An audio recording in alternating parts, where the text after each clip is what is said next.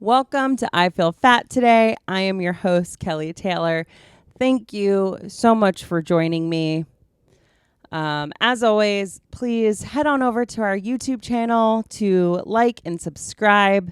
Liking the videos and commenting helps get the episode out there to more people, and subscribing also helps. So if you come across it on YouTube, give it a subscribe. Smash that subscribe button. I learned that from watching, I've known that, but I was reminded of people saying that because I watched Depp versus Heard on Netflix today, and all the YouTube people were like, smash that subscribe button, smash that like button. So yeah, do that.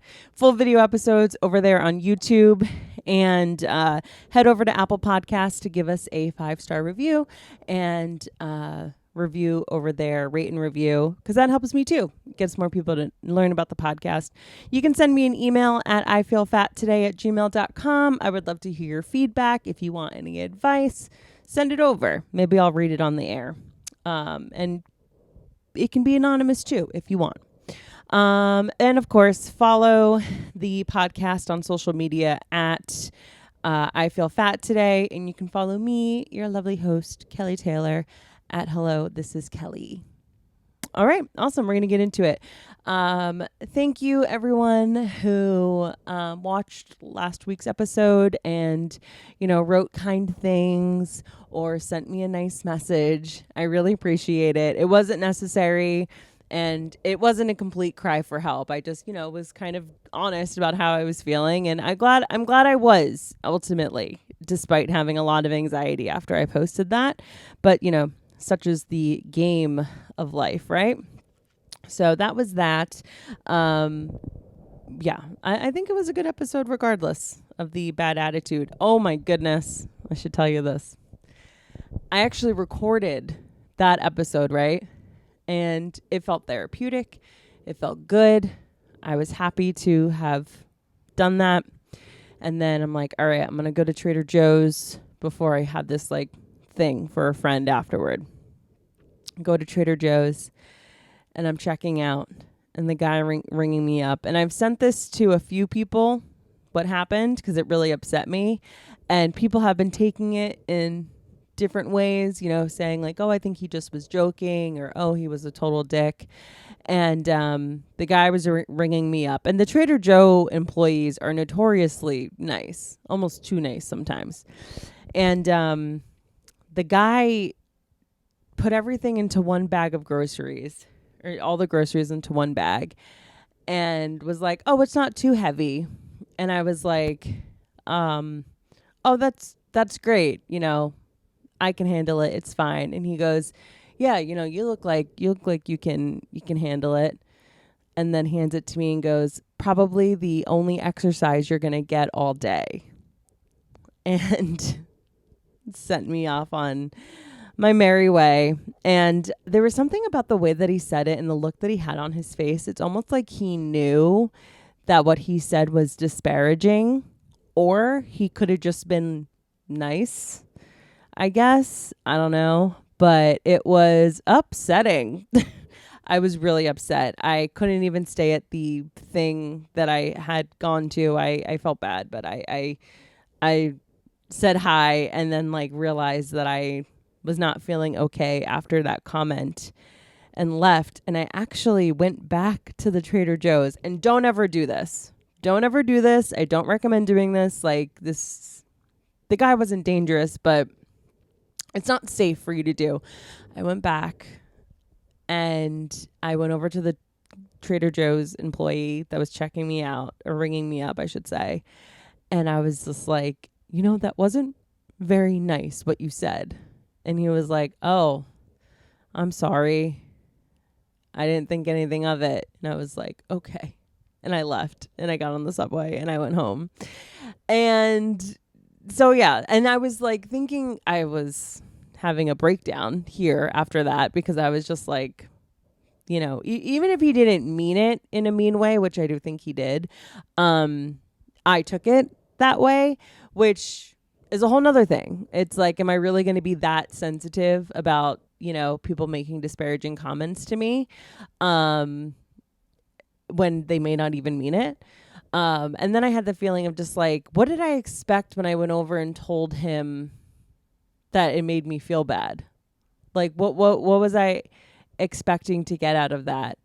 And I think ultimately I'm glad I did, because if I hadn't, I would have had this thought of like, you're such a, you know, what's wrong with you? You can't go over and stand up for yourself. You have to stand up for yourself. Like, he's just going to get away with it. And it's like, get away with what? Like, what am I don't know. So, that was that. And it just wasn't nice to have had that happen after I had this, like therapeutic episode where I got a lot out. But that happened, and I feel fine now. Okay. Guess I'm cool. Guess I'm chill. Okay. What I think that's all I have as far as like life updates go. Yeah. So, last week I mentioned that I was going to maybe talk about Lizzo.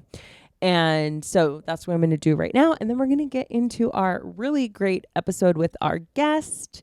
I wanted to talk about this thing going on with Lizzo because it just feels like culturally like it's a hot topic and something that is in the zeitgeist. So it has to do with my world.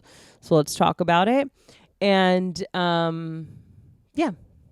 So if you already know, if you know exactly what's happening with Lizzo, sorry, I'm going to go into it by reading this article. But I want to be able to talk about the whole of the accusations in order to discuss it. I don't want to talk about something that I half know about, and it's just easier to explain by reading the article. Okay. So there is so much on the internet about this. What I've pulled is from today.com because I feel like it like very succinctly gives you a rundown of what's happening, who are the key players, and all of that. So this is what I'm going off of. So this is titled, "Why is Lizzo Being Sued? Explaining the Lawsuit by Her Former Dancers." And this came out on August 3rd. Okay, so 3 of Lizzo's former backup dancers have filed a lawsuit against Lizzo, her production company, and dance captain Charlene Quigley, alleging sexual harassment and creating a hostile work environment. In the suit, Ariana Davis, Crystal Williams, and Noel Rodriguez describe various incidents in which Lizzo, who is known for promoting body positivity, allegedly weight-shamed and mistreated her employees, as first reported by NBC News. Lizzo addressed the accusations by her former dancers, calling their allegations false and outrageous. In an August 3rd statement posted on her social accounts, in response, the plaintiff's attorney, Ron Zambrano, pushed back, accusing her of, quote, flagrantly violating the law. Most recently, the lawyer representing the 3 dancers told NBC News on August 8th that they have been reviewing new complaints and allegations from at least 6 people who say they have worked with Lizzo. The news came the same day that the Made in America Music Festival, which had Lizzo and SZA among the headliners, was canceled. Respective representatives for Quigley and the production company Big Girl Big Touring have not responded to the NBC News request for comment. As the story continues to evolve, here's what to know about the lawsuit involving Lizzo and her former dancers. Okay. Who is suing Lizzo? Lizzo, 35, whose real name is Melissa Vivian Jefferson, is being sued by 3 of her former backup dancers, Ariana Davis, Crystal Williams, and Noel Rodriguez. Davis and Williams both began working with Lizzo after appearing on her Amazon reality show, Watch Out for the Big Girls, in 2021, and were fired earlier this year, according to the lawsuit. Rodriguez, who began working with Lizzo in 2021 after appearing in the music video for her song Rumors, and resigned in 2023, according to the suit. What is Lizzo accused of? The 3 former dancers have leveled several allegations against Lizzo. Here are the key ones outlined in the lawsuit. Alleged weight shaming. Davis alleges that Lizzo and a choreographer raised questions about her commitment to her job on tour that were thinly veiled concerns about her weight gain, according to the suit. It's very funny to say that they were thinly veiled concerns about her weight gain. Davis said in an interview with Today on August 2nd that while she never experienced blatant fat phobia, she believes she was being called out subtly for her weight. It was very nuanced and very underlying underneath all the other issues that were going on. Davis says, I just had this feeling that they had a problem with the way I was gaining weight and looking different, and it wasn't the same as when they first cast me. Pause. I want to interject here. This is not an original thought, what I'm about to say, especially because I do not come from the dancing world. I don't know anything about it. I asked for dance lessons when I was in middle school, and my parents said no. So this has nothing to do with me. But I did hear this point by someone who very articulately explained their feelings on the whole Lizzo situation by saying that she has someone that has lived in bigger bodies before and is a dancer and has been a part of dance troupes, let's call it, where they were able to exist in a bigger body as a quote unquote fat dancer or choreographer. But if they gained weight, it impeded their ability to perform. And so this person on the internet was saying that, if you, like, Lizzo could come from the perspective of like, oh, I'm sitting here at $3 being able to put in the work, but you're over there at 350. Like, are you able to keep up with the choreo that I have going on? So I think it's interesting, and I'm not saying anyone's right or wrong in this situation, but from what I'm gleaning and just, points that I've heard online from both being for and against Lizzo, is saying that you were being weight shamed. Where do we draw the line? Like, are you going to be a fat dancer that can or that ends up being as big as you would naturally be? Or do you have to hold it at a certain line in order to get your job done? Because Lizzo's not saying, or Lizzo's team isn't saying that you can't be fat. They're just saying, I think, that you need to be able to perform. And so if your weight extends beyond your ability to perform, then it's an issue. That's what I'm getting from it. And I think, and here's what happens when, there's like headlines and tweets and all this stuff about a very, like, something like this, where Lizzo is apparently fat shaming, weight shaming people. You kind of think like, oh, she's just sitting around calling everybody fatties, telling them to, get in shape and to stop being fat slobs. Cause that's what I think, or that's what I, pictured in my head, when it could be something more nuanced. So I just wanted to say that. Again, not an original thought, but it was a point that I saw online that I was like, oh, that's a really good point. Okay. Alleged sexual harassment. In the lawsuit, Davis described all alleged incidents with Lizzo earlier this year at an Amsterdam strip club. Davis alleges that Lizzo pressured her to touch the breasts of a nude woman on stage. Davis said no, but she said Lizzo led a group chant to pressure her to do it, demanding a visibly uncomfortable Miss Davis to engage with the performer, according to the suit. Eventually, after being pressured, Davis briefly touched the performer's breast. The lawsuit says, I was very, very mortified. Everyone burst into laughter, Davis told Today in her August 2nd interview. Davis says that after this incident, Lizzo allegedly began pressuring a member of her security staff to go on stage and take it off, according to the lawsuit. Plaintiffs were aghast with how little regard Lizzo showed for the bodily autonomy of her employees and those around her, especially in the presence of many people whom she employed, the lawsuit says. Okay. Interjecting here again. On paper, sounds really bad. Oh, your boss, was making you do something that you were like visibly uncomfortable with. Here's the thing. Lizzo a freak. And yes, as your employer, she shouldn't have been putting you in instances where you would be uncomfortable. I got to tell you, if I personally was Lizzo's backup dancer or part of her team, and Lizzo was taking me out for a freaky night in Amsterdam to see a sex show, I would be probably acting a fool. I probably would be wild, like touching titties and having a grand old time, thinking I have like a very sick boss. Like it's cool and fun. And it kind of feels like, Lizzo, for all intents and purposes, is a rock star. Maybe not a rock star, but like she's a pop star, a performer, a legend, and some may say. And so, she's out there doing rock star shit, which is going to a sex show and being like, come on, everybody, let's have fun. That's what I'm picturing. Again, I know I'm sounding like I am a Lizzo apologist, but I'm just saying. And again, I've gleaned a lot of this from the internet. It just feels like you're kind of crying about like a holiday party that got a little crazy. But I guess if they were uncomfortable, they have the right to feel that way. I'm just saying, no more free pizza in the break room. That's what this is going to turn into. It's going to turn into no more pizza in the break room because Shelby burnt her mouth on the molten cheese, and now you couldn't handle the pizza, and now nobody gets pizza.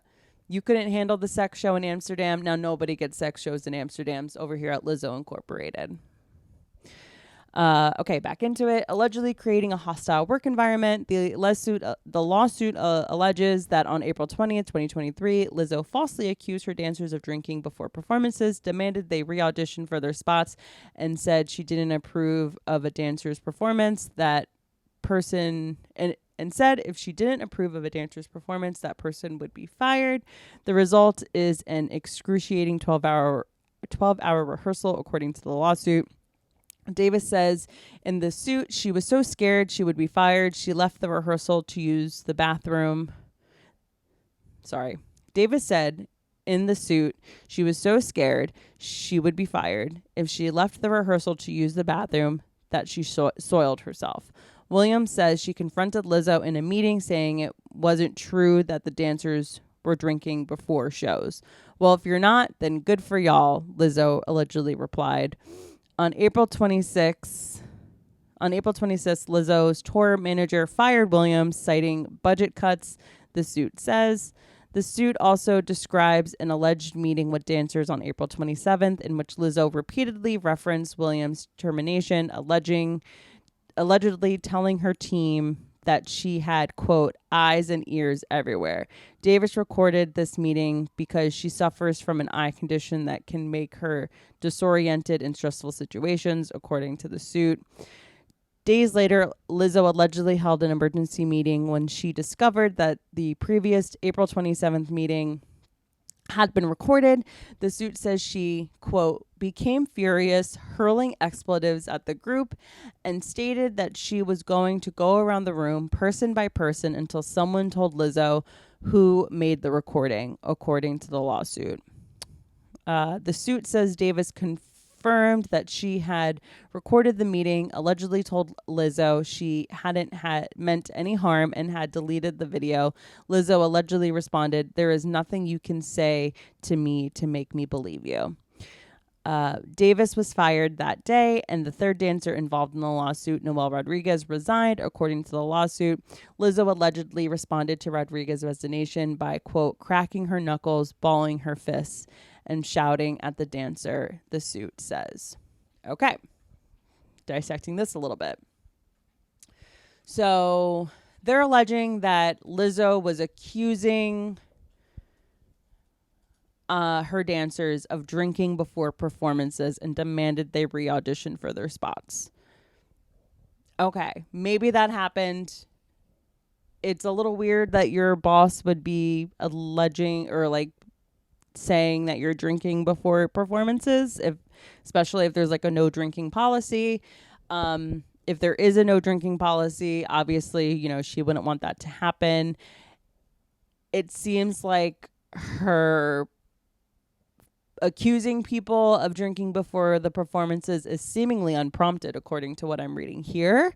And so that sounds like a kind of like crazy boss thing. I've had plenty of crazy bosses, and no one's accused me of drinking before or at work, but I definitely have had a boss or two say something weird about like my performance at the job, and they were acting a little bit erratically, but it had nothing to do with me, even if it was pointed at me.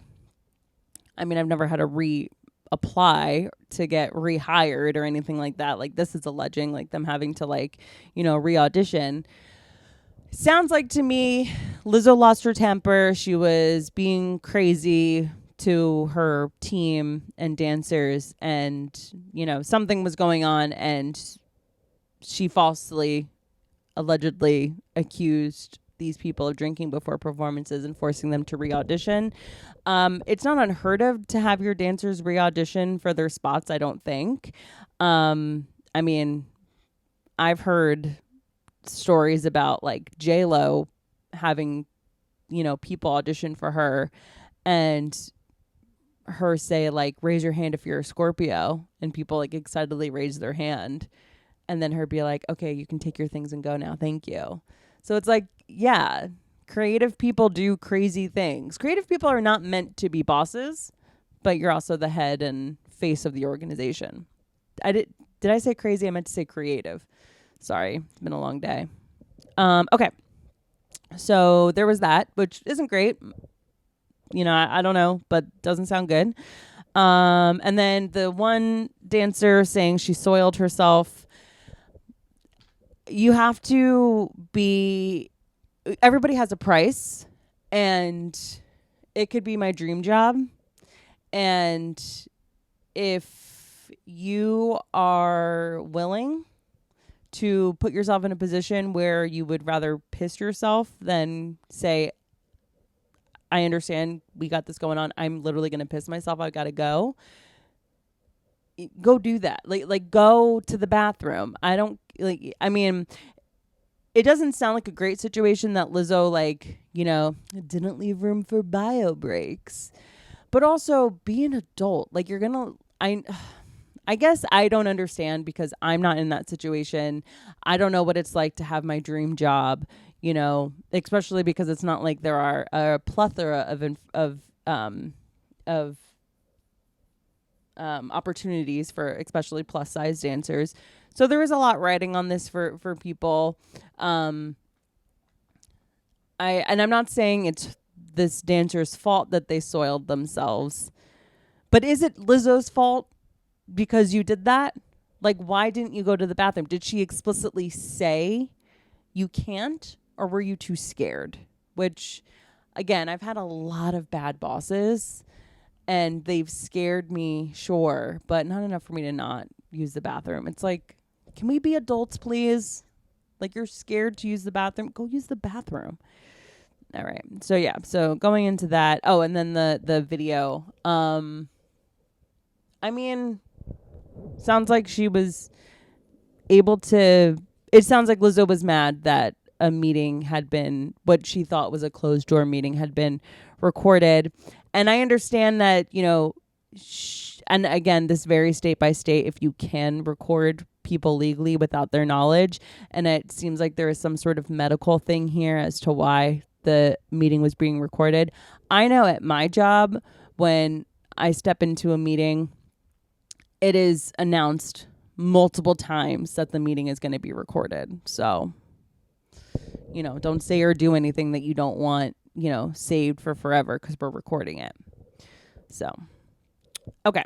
And then it ends with the dancers getting fired, and Lizzo apparently cracking her knuckles and balling her fists to the one dancer resigning. Not a great response on Lizzo's part. Okay, how has Lizzo responded to the allegations? Lizzo denied the accusations raised in the lawsuit in a statement posted on her socials on August 3rd. My work ethic, morals, and respectfulness have been questioned. My character has been criticized, she wrote. Usually I choose not to respond to false allegations, but these are as unbelievable as they sound and too outrageous to not be addressed. These These sensationalized stories are coming from former employees who have already publicly admitted that they were told their behavior on tour was inappropriate and unprofessional. She also said in her statement that she, quote, would absolutely never criticize or terminate an employee because of their weight. Lizzo's attorney, Marty Singer, said in a statement to NBC News that the lawsuit is, quote, suspicious and without merit. Specious. All right, whatever. He cited a video from April 2023 recorded for season 2 of Lizzo's reality show Watch Out for the Big Girls, in which Davis spoke positively of Lizzo, calling her a queen and saying she looked up to her. Okay, well, that's lame for Marty to, I mean, I get it. That's her defense attorney, but like, yeah, if I want a job, I'm going to call my boss or hopefully boss a queen too. You know, like I'm going to praise them. So that's a moot point, but whatever. These do not sound like the words of someone who was harassed or discriminated against by someone that they then described as the queen. Singer said in his statement, "We are confident that Lizzo will be completely vindicated in this matter." In response to Singer's comments about the video, Davis said in one statement that she wanted to save her job. "This video was done before the bulk of our allegations occurred, and this was just me grasping at straws and my last attempt to make her see how committed I was to being loyal to her and her camp." Yeah, that makes sense. Meanwhile, Zambrino, the attorney representing the 3 dancers, issued his own statement in response to Lizzo's August 3rd Instagram post, saying Lizzo had, quote, failed her own brand and has let down her fans. The dismissive comments and utter lack of empathy are quite telling about her character and only serve to minimize the trauma she has caused the plaintiff and other employees who have now come forward sharing their negative experiences, he said. While Lizzo notes it was never her intention to make anyone feel uncomfortable, this is exactly what she did, to the point of demoralizing her dancers and flagrantly violating the law. What is dance captain Shirlene Quigley accused of?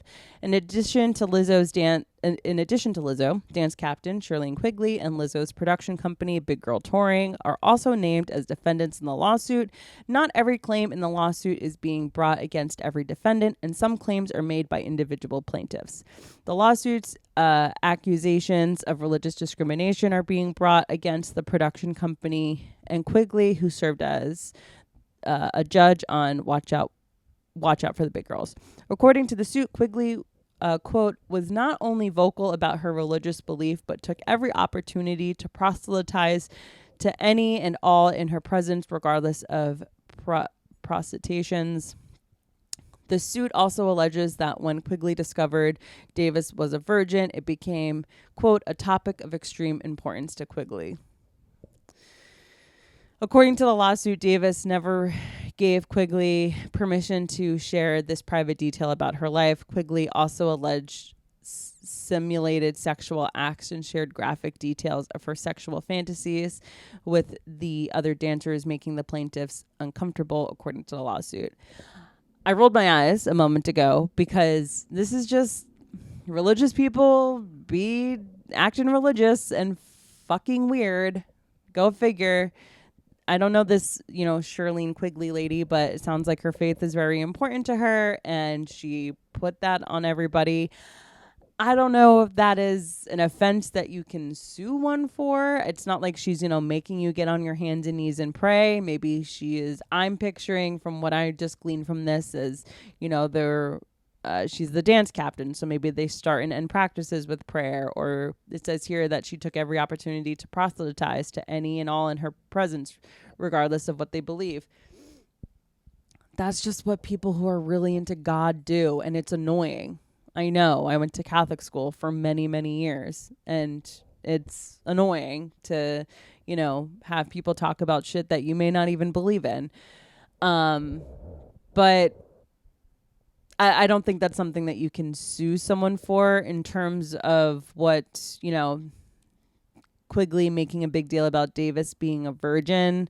Another weird religious thing, because people that are, believe in God for some reason are obsessed with virginity, and, think that your defunct sexual ability and experiences or lack of experiences is something to be held of high value. And so that sucks. And I guess, yeah, you can, be litigious there, but I'm getting the vibe that these people are grasping at straws here to try to, they had an unsavory work condition. I don't think that, they were traumatized. Like, it's like when someone's kind of like speaking with force or like speaking maybe at like a higher octave, and someone that like has never had to deal with yelling is like, stop yelling. And it's like, I will show you yelling.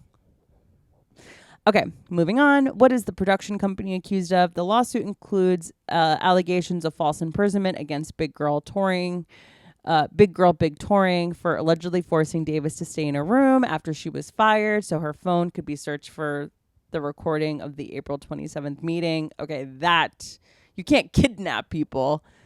I knew it was going to be the production company here, being the one truly at fault. You can't do that. You have to have a workflow for when someone is terminated, and you can't steal their phone, especially if you didn't provide them with said phone. The lawsuit also alleges that performers of color on the dance crew experienced racial discrimination. Sure. Members of the management team allegedly described Williams, Davis, and other black team members as, quote, lazy, unprofessional, snarky, and generally having big attitudes, according to the lawsuit, which said none of the same allegations were leveled against dancers who are not black. The lawsuit's racial harassment complaint is brought by Davis and Williams against Big Big Touring, but not against Lizzo herself. That's interesting. I wonder who of the production, it seems like this production company is just sort of like a nameless, faceless organization that they are suing in terms of what they are alleging. I have nothing to say about any racial discrimination that they may have received. It's not something, my privileges is that I don't deal with that. And so I'm just going to take your word for it. And I'm sorry that happened. Okay, moving on. Lawyers of the three dancers are reviewing more complaints. Zambrano told NBC News on August 8th that his firm is looking into new allegations from at least 6 people who said they toured with Lizzo or worked on her, quote, or who worked on her Lizzo's Watch Out for the Big Girls. Per Zambrano, the allegations are for a, quote, sexually charged environment and failure to pay employees. Okay, they threw that in at the end. Failure to pay employees. That's like a big deal. I'd say slut it up. I don't care if there's dildos all over the walls. I don't care. Pay me. However, he said after reviewing the complaints, some are potentially actionable, but others are not. Okay, so I feel like that was a really good rundown of like what Lizzo is facing, what her company is facing, and what people are saying. I think this came out on August 3rd. It's now August 20 something. And so I think at this point more people have come forward. But I couldn't find anything online about it. And it seems like from everything that we discussed, it kind of went in order of like, okay, to, oh, that actually is bad. So it kind of feels like the things that are maybe not actionable and, something that can be litigious sort of are put on the forefront to be the headline to, the whole like banana out of the pussy thing. So that they actually didn't even talk about that in this, but I'm sure everybody has heard like at this sex show in Amsterdam, the one where the one dancer didn't want to touch the breasts of the performer. Somebody had been prompted and encouraged by Lizzo and everyone there to, quote, I'm not quoting anything, but to eat a banana out of a sex worker performer's vagina, which I don't know if you've ever been to the Box in New York City and London, and the Box I think is all over. It's like a crazy show where like it starts out with just like cool lights and sort of like weird music, and then it, you know, devolves into like, you know, someone putting a light bulb up their ass and having it like explode. I've never been to the box. I would like to go because it sounds crazy, but it sounds like they went to a show that is like the box. So again, sorry you have a fun boss. Like literally sue me. The points at the end of the article about, you know, racial discrimination and not paying people, that's non-negotiable. That is never okay. That'll never be okay. And if that happened, then yeah, then these, you know, people deserve some money, because that's all this is. They just want money, which is great. But I think it's kind of lame that they're saying like, oh, I was in an uncomfortable environment, you know. Lizzo was, it seems like it's like from this article, from what I've gleaned, it seemed like there was sort of like you either got the fun boss that was taking you out to sex shows, or she was, you know, scaring you and making you re-audition and, you know, was kind of acting crazy. And that's the thing of having a creative boss. Like, not saying it's right and not saying that, you know, things shouldn't change. But at the same time, it's sort of just like, what are we really complaining about when it's not like, you know, the more serious things like of racial discrimination? Like, it's not Lizzo's fault that you didn't go to the bathroom or that you went to the bathroom on yourself. I mean, then again, I wasn't there. Maybe there was security blocking the doors. I don't know. It sounds like they're grasping at straws. And I personally, I'm saying this, I'm going to say this. I'm going to say this, but note that I don't think that Lizzo is like 100% the best person. I'm not saying she's never done a wrong thing, because I have seen things online from people that have since come out and said like, she stole my boyfriend, she stole my music video idea, she stole my song idea. Like, things have come out about Lizzo that are not looking great for her. But in terms of this specific situation, I'm kind of rooting for her to come out stronger and better. And maybe she puts herself, or she finds herself in a position to be like, you're not going to hold me down. Like, you said these things about me that I'm saying are not true. And, I'm going to be better for it. I don't know. I mean, I hope the truth prevails, obviously, but I don't know. That's what I would say about that. I don't know. Okay. Anyways. This week's guest is fantastic. Oh, she was so great. We had a lovely conversation. I forgot to say, I'm going to try to be better at not forgetting to say this, but trigger warning. We talk about eating disorders. We get a little bit into it. And so if you're somebody that can't listen to that kind of conversation, just, you know, proceed with caution or don't proceed at all. But we had a really great conversation about weight loss surgery and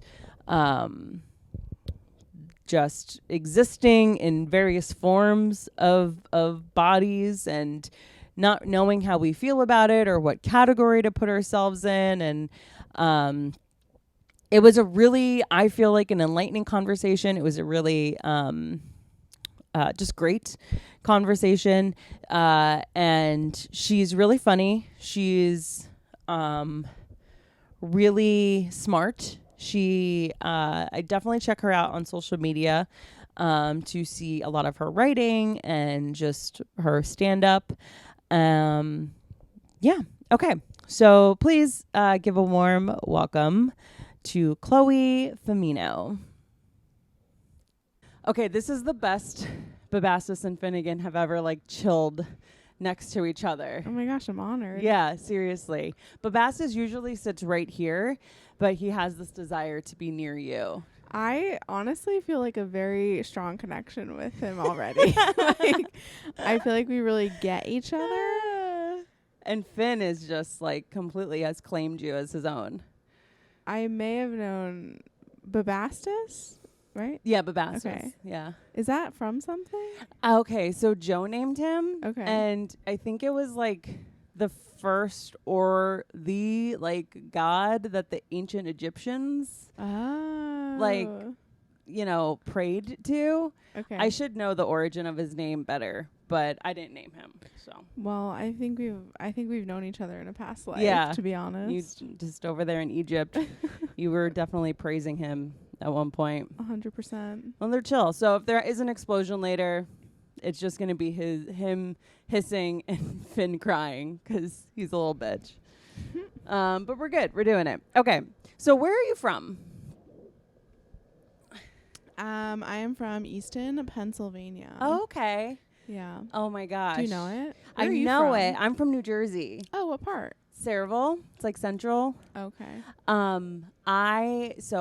I know that because my dad used to collect antique trucks and like wheel horse tractors. Oh. So I used to have to go out to these like tractor shows with him out in Pennsylvania. Like that was my okay. summer.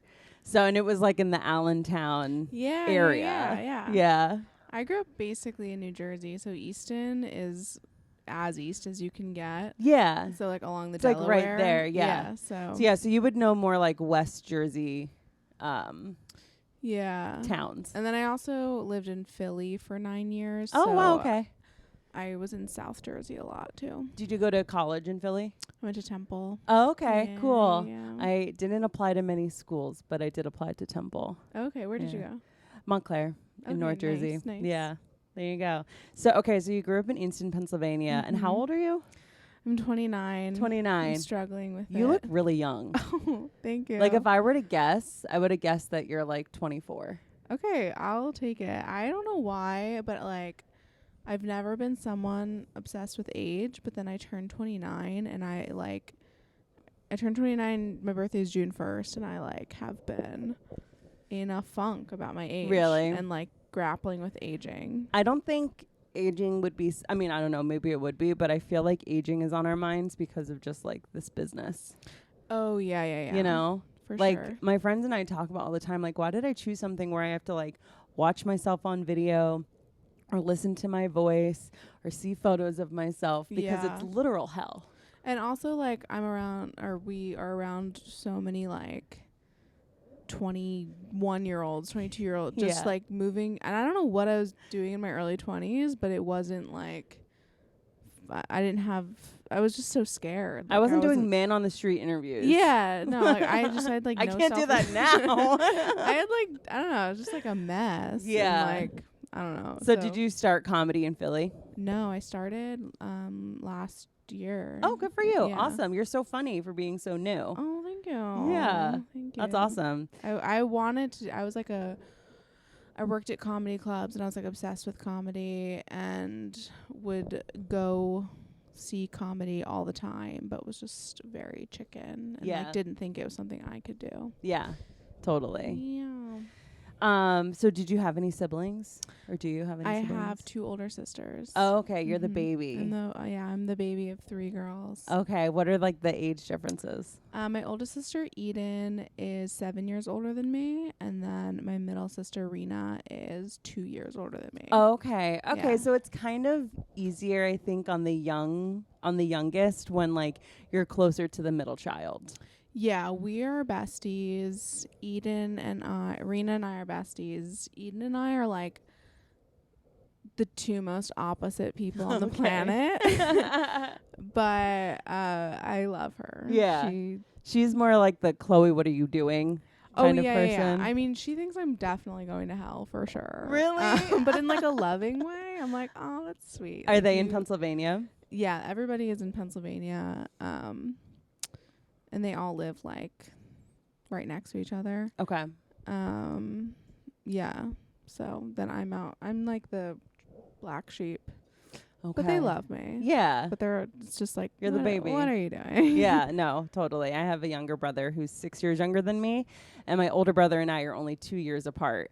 So it's like we have this sort of like mom and dad relationship with our younger brother, and he's like, I'm not that much younger than you. I'm like, when we're always in our 30s, you're always in your 20s. Yeah, Like that's yeah. that's how I'm always going to see. When I'm at 40, you're going to be 30. So like you'll Yeah. always be like my pseudo son sort Yeah, of, yeah, you know, yeah. and I'm sure your older sister like sees you that way too. Yeah, I mean, she does have 3 children, so I think she's also just like... She's just a mom. Yeah. Yeah. She's just like, okay, Yeah. do your thing. Okay, so I always like to ask when there's like a sibling dynamic, because this is something that like I was obsessed with and dealt with. What were like the body types of your family? Yeah. So oldest sister Eden was like perfect. Okay. She thin, big boobs, like never had a weight issue. Yeah. Class president. Truly, like overachiever. First daughters, man. Yeah. Involved in everything. Ever like Miss Congeniality, that vibe. Yeah. Popular, you know. And then Rena is like we have more similar body types. Curvy, like I have a curvy-ish family. Uh-huh. What's your like background? We're Italian. Oh, okay. But Rena is like just loves herself. Like it's just really can I swear? Yeah, of course. Oh, it's really weird. She like does not deal with...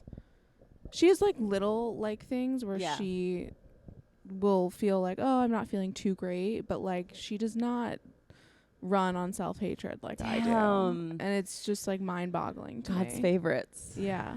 I mean, I love it for her. Yeah, no, that's great. And then I feel bad because she has to deal with all of my like because I feel like my issues. I feel like speaking for myself, like I'm the kind of person where if I am coming across as like confident and that like I really like myself, it's like people can smell how I'm faking it. You know? Okay. Where it's like it sounds like your middle sister just has it. She just doesn't need to fake it. Yeah, and it's just she's also just like Rena's like the most, I don't know, I really think she's just like touched by God or something. Yeah. Like she's just like truly like the kindest person. She's so selfless. She's so generous. It's like, oh, she's a good person on top of it. Yeah, and Damn. just like also is like, yeah, like she just has like a really like unique spirit. That's awesome. Yeah. She sounds lovely. She Okay. is great. Cool. All right. So it wasn't like you had a thing of like being like the odd man out of being like the bigger sister. I was definitely like the one that the doctor was like, okay. I was the fatty. The fatty like, I of the was group. truly a fat kid. Okay. Like not like when people will be like, I was chubby growing up, I'm like, ugh. I get like protective. I'm like, okay, I was like tortured. Right. Like I was like truly, it's like Kids hard are for me. cruel. It's so bad. Like I was just watching like a home video of me when I was younger, and it still felt painful. Yeah. To look at it. Yeah. But I have so many jokes, so it's good. Yeah. I mean, there's got to be something, Yeah. right? Okay. So being that you were like a fat kid, when was the concept of dieting like first introduced to you? Dieting, I mean, elementary school.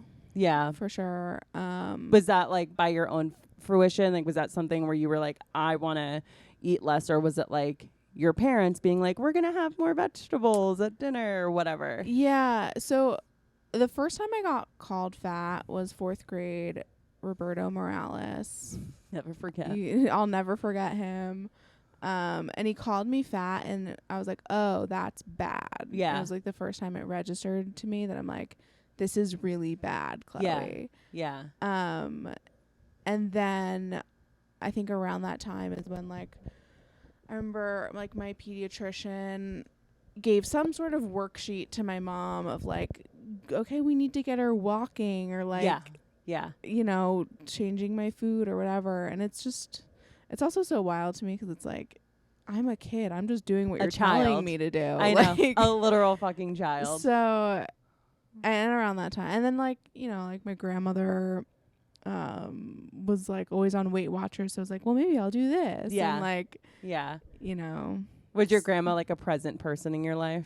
Yeah. But she's the best. She didn't do anything like harmful. I grew up in my grandmother's backyard. Right. So close Italian family. Yeah, very much so. Got it. Oh, I'm so sorry. I just hit your dog's face. It's okay. He asked for it. So as much as like we would like diet together, we'd also like eat ricotta cheese out of bowls together. And she'd like give me whatever I want. You would be bad together. Like we were besties together. Yeah, totally. You know? Yeah.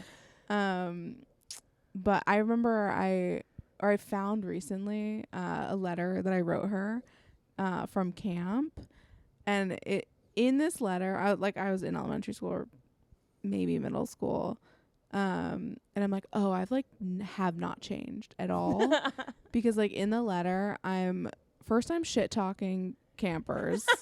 I'm like, there's girls in my bunk who won't shut up. And then I was also like, the lasagna here sucks. Like felt like she needed to know that. And then I was like, but I might lose weight because I'm running around a lot. And I'm like, check. I haven't changed a single bit. Yeah, that's so funny. I know. It's like, I don't think I've ever not thought of movement as like a means to lose weight. Oh, yeah. Like I've never gone on a brisk walk, which is like my favorite thing to do is take the dog on a walk. And I've never once like not considered the amount of calories that may have burned or like how this is helping me try to lose weight, which is insane. No, same. Anything, even just like moving to New York, I was like, well, I'll probably lose so much weight because I'm going to just be walking everywhere. Yeah. Like everything somehow equates to like how it will alter me. Yeah, alter the way that I look. Mm-hmm. Okay, so it was like 4th grade, you were that little shithead had to say, what he just called you fat or what happened? He called me, I got into it with him for some reason, and he was like, well, you're fat. And I was like, it was just like the world stopped. Yeah. I was like, dun dun. Like, yeah. Oh, that's the worst thing you could call me. It's like, I think now the kids on the internet call it canon events, where it's just like a thing where it's like, it's a canon event. You can't interrupt it. Like this has to happen. Oh, okay. And it sounds like that was that. That was it. I would say it was like my origin story. Yeah. It's like absolutely. Villain. Your Joker. Yeah. Joker story. But I was like pretty severely bullied from like then until like 8th grade until I just like got anorexic. Okay. I feel like I wasn't bullied. I feel like, and I don't feel like I went out of my way to bully people, but I definitely didn't stop bullying because I didn't want it to. I also went to a really small Catholic school, so like there wasn't that many kids to pick on. But yeah, I always wonder, I'm like, was I mean? I hope I wasn't mean. I truly can't remember a lot. There's like a few events of my childhood I remember, and I feel like I have like 5 memories. CPSD, baby. But I'm also like not currently in therapy, so like I should be. Yeah. But yeah, I don't even think I was like the fattest kid in the school. I was up there. Right. But I think I was just like an easy target. And I was also like yeah, pretty weird. Like I probably didn't make it easier. Like I stuck out. Like I'd wear weird clothes and like and I just like kind of did my own thing, but also I happened to be fat. So it's like, that's our girl. Yeah, absolutely. That's the school's fat kid. Yeah, absolutely. She's getting it. I remember in 4th grade, that was also, and I had been called fat a bunch at home because my older brother was really skinny. Okay. And we, were horrible to each other. We would fight constantly. And so he was already calling me fat, and so it was something I was always aware of.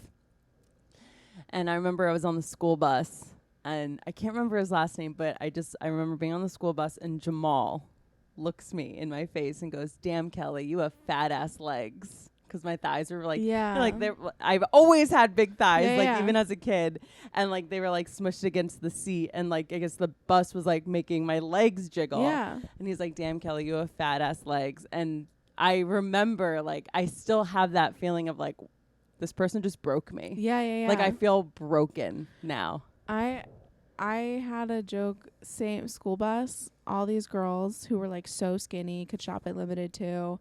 They were all going around saying what they weighed, and I weighed significantly more than the numbers they were giving out. And I remember I just lied. I was like, I think they all weighed like 80 pounds. And I was like, I weigh 30 pounds. Something that was just like, something that was like so obviously. Yeah, like, do you not know how to count? Yeah. Like, it just, like, that just made me look more dumb Yeah, than yeah, anything. yeah. She's fat and she's dumb. Fat and dumb. This girl is not it.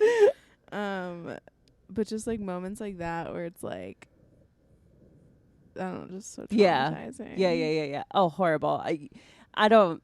Every time I have these conversations, I have so many news stories that pop up in my head. Like you were mentioning numbers, I totally had a scale thing where like there's these girls and we were all like jumping on the scale and weighing ourselves. Mm-hmm. And I think even as like a kid, I was probably like in 5th grade, say, when this was happening, I like had feelings of being nervous, but still sort of being like, no, try to like, talk to these new girls, even though, we're at this random family, like adult party, Yeah. where there's kids, and in doing that, I remember being like, okay, I'll get on the scale, and then being like, that's like so much. Yeah. That's like way more than all of us. Yeah. And just being like, I don't have the concept of killing myself right now, but I want to. Right.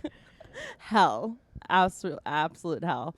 Okay, so you mentioned before when we were talking before this that you have a history of eating disorders. So do you care to disclose like what was going on? Oh, yeah. I mean, I've really danced with all of them. Yeah. I mean, food was definitely an addiction young. Yeah. And I was like pretty, I don't want to say unsupervised, but like my parents just worked all the time and like, yeah.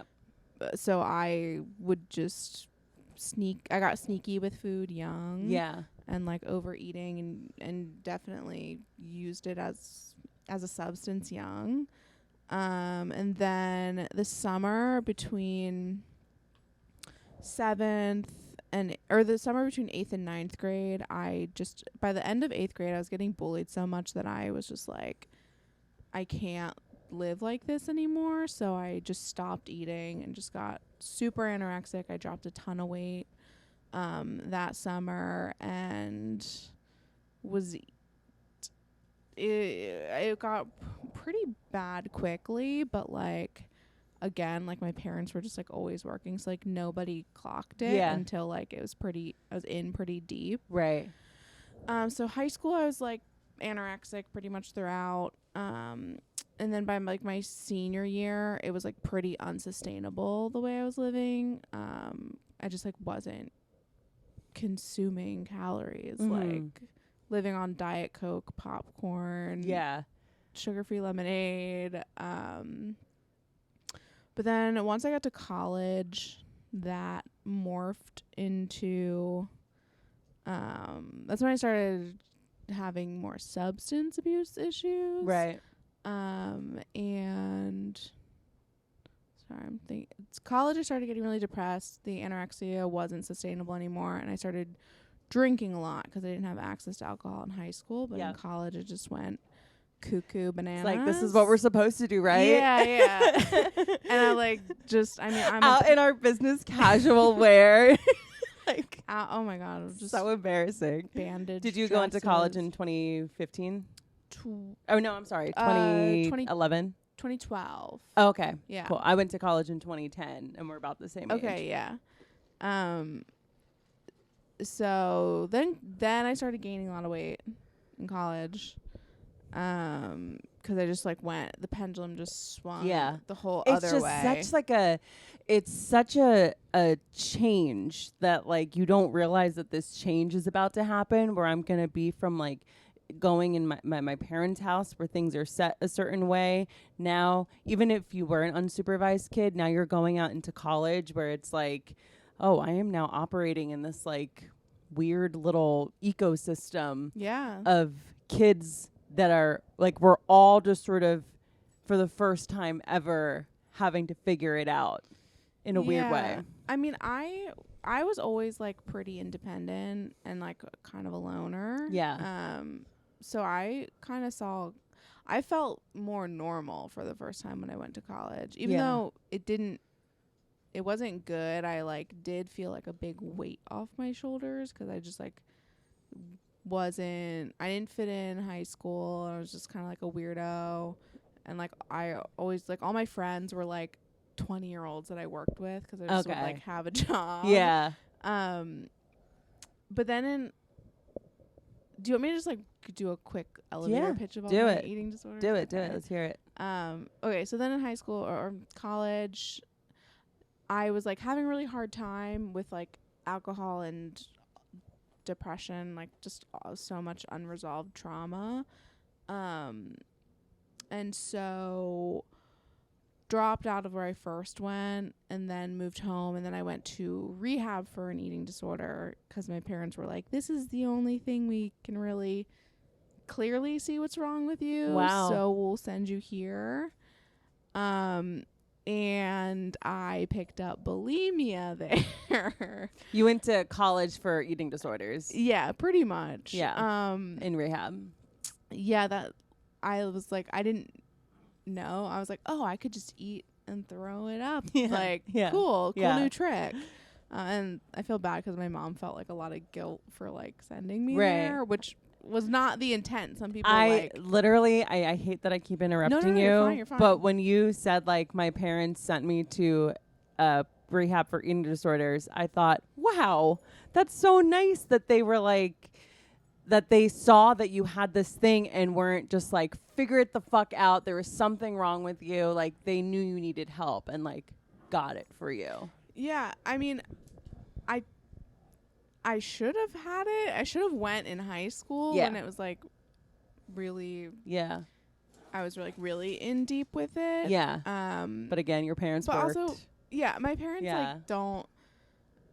They don't come from emotionally healthy people. Yeah, so, no. Like, they're just trying their best too. No, East Coast old people they can't help themselves. Like East Coast Italian people. Yeah, like, it's there's crazy. No concept of like. Yeah. It's like, just eat. What are you talking about? What are you talking about? Don't eat. Like, even today, like, when my dad will be like, you can do anything you put your mind to. Remember that summer you lost all that weight? I'm like, I would. Yeah, I'm thanks, like, Dad. Yeah, I was like, ill. Yeah. So I was like bulimic. And then graduated eventually. This is like a really janky timeline. But then I like struggled with. I gained a lot of weight and then I lost a lot of weight again through bulimia. Yep. And started exercising again. Then early 20s was just like dealing with bulimia a lot. And then in the past few years gained a lot of weight again because it was just again trauma and all that stuff. And then last year I got weight loss surgery. Okay, only last year. I got it not even a year ago, but in November. Wow. Yeah. Okay. And again, I'm like a deeply unhealthy person. Like I still am not in therapy or like anything. Yeah, totally. I feel like I should have like warned you. I'm like, I'm not like a emotionally well person. I don't expect to. I mean, first off, I've only ever interviewed comedians for the podcast, so I've never once considered that I'm sitting down with like a mentally healed, sane person. So don't worry about that. Because even like all of like, I feel guilty sometimes that like I've lived in so many different bodies. Like I've been very thin. As thin, like I'm a pretty curvy person. So like even at my thinnest, I still just look kind it's of still like someone's nightmare body, which makes me want to kill myself. Yeah. So I've been 80 pounds heavier. I've been 40 pounds thinner, you know? So, like, I've lived in so many different bodies, but, like, so even, like, I never really know what camp I exist in. Yeah, like, absolutely. So when people bring up, like, body positivity or, like, anything, I'm like, I'm just trying to survive. Yeah. Like, I don't even, like, know the verbiage or, like, the politics of it all. I'm just, like, someone trying to survive and, like... like myself. Yeah. And it's especially because I was doing a lot of thinking about this just last week and how something I realized that I didn't know I was struggling with was or is the concept of body dysmorphia, you know, Mhm. going to therapy, having a therapist tell me that, you know, you're dysmorphic about your body. Can you not hump? You're literally in shot of the camera. Finnegan. Oh my god, wait, I wasn't even aware of the camera. That's funny. God. Horny. Horny boy. And he like doesn't even have balls, so I don't even know. Oh my He god. just wants just attention. a natural zest Just for a life. natural that's his riz. Okay, no. So, you know, being told I'm dysmorphic about my body and being able to look back and being like, yeah, I was totally dysmorphic. But now looking at my body now and being like, I'm not dysmorphic. I have the body now that I thought I had when I was super skinny. Yeah. And that I completely relate to what you're saying of like, I've lived in so many bodies. I've gone through so many methodologies to look certain ways. It's been an emotional roller coaster this entire time. So I don't know what camp I'm in. Yeah, I don't know. I'm always going to be a fat girl. Right. That's just in my DNA. Yeah. But then I feel like guilt for like maybe I didn't like love myself enough when I was bigger. Like I did want to change because like I didn't feel beautiful. Not that I feel beautiful now. Like right.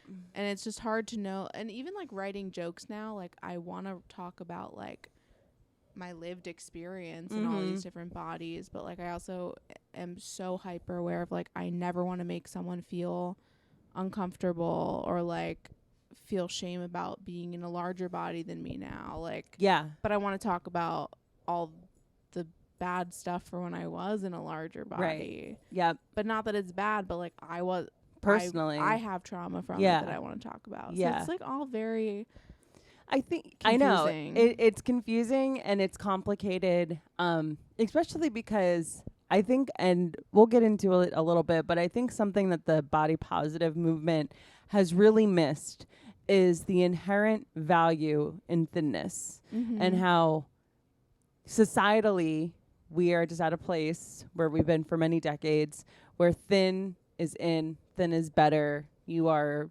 perceived as, you know, being smarter, wealthier, more talented when you are in a thin body. Oh yeah. It's just what it is. So us looking in the mirror and going through these complicated emotions of like, why do I hate this body that I'm looking at? Why do I feel bad in a bigger body? Why do I want to be in a smaller body? All of that, like there's the concept of societally having less value. Yeah. In a bigger body. Yeah. It's not just the face value of, oh, we hate ourselves. We hate the way that we look. So I totally relate to you when you say like, you know, you want to talk about this kind of this stuff on stage, but you don't want anybody in the crowd that may be existing in a bigger body feeling bad about themselves. Yeah. And I also like, I truly don't I don't think it's bad to be in a larger. I have so much internalized fat phobia and misogyny same that I would never extend to another human. Yeah, it's totally like a inner self hate that like it's not acceptable for me to be that way. Yeah, but for anyone else, I'm not even thinking about it. Yeah, but I couldn't care less. Yeah, couldn't care less. Not. I mean, you're always looking. I'm always looking at everyone's body. I'm always comparing myself. It's a very like narcissistic thing that I'm doing, but only because I've only ever been like since I was a child. I've had to be aware of like my body. Yeah. So I can't. I mean, any reflection, I'm clocking it. I mean, it's like it's a nightmare. I know. I hear completely. Like, and it all is stemmed in like things that we call trauma, but at the time just seem like very small events. Like what my therapist would call trauma from my childhood, I am just, you know, recalling memories of me sitting at the mall with my grandma and her being like, you know, like, am I as big as that person? You know, like body checking these strangers. Body checking is a term that we now have to describe what that is, you know, and just being like, you know, because she had her own shit, you know, to be like, you know, like, was I ever that big or am I as big as that? You know, she would be asking you. She would be asking me. Yeah. As and a child. She was so fucking skinny, by the way. But she was a fat teenager. And she lost like 100 pounds and was like never going back. And so like that was like she's, you know, in her 80s now and still deals with like anorexia and body stuff. Yeah. This shit follows you. It's insidious. It like is generational. So again, love my grandma. She's my girl. Yeah. But you know. But also like like my grandma, even like my mom, like when she was like checking me into the rehab for my eating disorder, was like, you know, yeah, I guess there was a time in my life where like I just kind of ate like cabbage soup all the time. You know, it's like I'm not coming from women who are like allowed to like process any of this or have the terminology or like even like I feel like now like Gen Z people know way more than I do. Or like I didn't like we grew up with like literally I remember being in the library and like all these girls like their jeans, it was like such a thing for your hip bones to be popping out. Yeah. Like as an accessory. Yeah. And I was like, well, I physically can't. Yeah. It's not going to happen. And that's like an accessory. Yep. Yep. Because I like look back to the way I dressed like in middle school. And I'm like, why was I dressed like a 40-year-old librarian? Wait, like H&M business section. Did you shop there? I used to shop there. Okay. Yeah. But like in high school. Oh, in high school, yeah. Yeah, like I need a going out outfit. In college, oh my God, those bandage tight skirts. In high school, I would like shop at H&M. Like I just looked like I don't know, like a Euro banker or something. Yeah, I don't know. I just wanted to cover up as much as possible, but also like look trendy, which like you can't because like when we were growing up, when we were in middle school, high school, like Jumbo Jessica, Jessica Simpson being a size 10 God. Was like all we saw, which was I just looked at that image again. I know, isn't it like, sickening? Yeah. Oh, she looks great. Yeah, that's she looked like I would kill to look like her. Yeah, in like, that outfit. That's insane. I know. Or the other like scary thing is Kate Winslet. When you like read all the like coverage of like which I was maybe too young for because I don't know. I forget when Titanic came out, but I was a kid. Yeah, it was like 99 or something. Yeah, so we were kids. But like the like I remember the discourse. Gorgeous person ever, and they're like, what a cow. Yeah, what a cow. Like insanity. Can't believe Leo had to kiss her. I know. It's like, oh my God, it's crazy. And I don't know why it was like that, but it just was what was popular. Yeah, and that's something that I struggle with is like as a person who is getting older and like I feel like I don't know because I'm not Gen Z, but it just seems like they're all like love yourself and I'm like know. I didn't get the chance. Yeah, no one wanted us to. That wasn't an option. Yeah, that was never on the table. Yeah, that was never even up for discussion, and I remember, like, for my own body stuff, like, going to friends, like, especially in college, being like, do I look fat in this? Do I look fat? And like, shut up, Kelly, you don't look fat. You don't look fat. And then I get older, and then all of a sudden, the you don't look fat started fading. It's like, you look fine. You look fine. And it's like, oh, because I got fat. Like, it's almost like a self-fulfilling prophecy where, like, I got to a body that I hated. And then had to figure out, well, how am I going to fix this now? Yeah. I don't know. Horrible. Okay, so this brought you all of this. Eventually, you decided to get weight loss surgery, and I didn't realize it was so recent. Yeah. So which surgery did you get? I got VSG, vertical sleeve gastrectomy. Okay. And I got it in Tijuana, which people always think is a joke, but I really did. Damn. Were you not insured? I have not had insurance ever. Even now with a job? Yeah, well, yeah. I don't have insurance. I've made so many terrible choices. Dude, we'll talk off camera, but I literally had a job that I like put so much of my soul into that didn't take my taxes out of my paycheck and didn't give me insurance. Oh like, why did I allow myself to get abused? No, but also, this is like a whole other conversation. But no, the first job that I took in New York, I was like an assistant for these rich gays. I say it like in that cadence because it's part of a joke. But no, they just were like these really rich people who like I was their assistant, and they were like, yeah, we're gonna get you insurance. That was like part of the agreement. Yeah. So I was like, finally, I'm like making a salary and I'm going to get insurance. And then they just never got it for me because rich people don't care about they don't think about it. No, themselves. they don't. They literally don't think about it. Yeah. So that was like my own naivete. But then I left that job and I just still, I mean, and I got kicked off my dad's insurance early because he retired. So rude. So rude. Yeah. Okay, I hear that. All right. So you went to Tijuana. How was the experience? The experience was honestly great. I did a lot of research. Mm-hmm. And there's risk anywhere, but this was like the best option for me. Yeah. Sorry. Actually, this is like a little effect of it. I like get gurgly. Oh, yeah. Sorry, you can edit that out. But I had a very good experience, and also my sister and my mom were incredibly supportive. My mom was way more apprehensive. Yeah, my mom would be. Yeah, she was really not like championing this. She was not. She couldn't sleep until I like got out of surgery. And I totally understand that. Absolutely. Because if my child wanted to do it, I'd be like, "What's your problem?" I would just be like, wreck.